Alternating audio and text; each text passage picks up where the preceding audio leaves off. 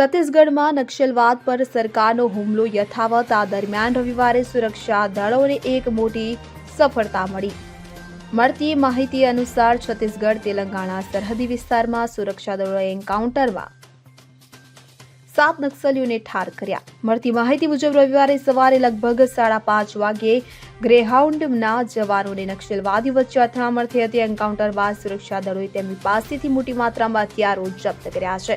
આ એન્કાઉન્ટર ચાલપાકા જંગલ વિસ્તારમાં થયું હતું. ટોચના સૂત્રોના જણાવ્યા અનુસાર એન્કાઉન્ટરમાં માર્યા ગયેલા લોકોમાં માઓવાદીના કેટલાય અગ્રણી નેતાઓ પણ સામેલ છે. આ અંગે સુરક્ષા દળો સાથે જોડાયેલા એક અધિકારીએ જણાવ્યું હતું કે સુરક્ષા દળો ઇથુરુના ગ્રામમાં ચાલપાકા નજીક જંગલ વિસ્તારમાં સર્ચ ઓપરેશન ચલાવી રહ્યા હતા. આ દરમિયાન નક્સલીઓએ અમારા જવાનોને નિશાન બનાવી ગોળીબાર શરૂ કર્યો હતો. જવાબી કાર્યવાહીમાં 7 નક્સલવાદીઓ ઠાર ગયા.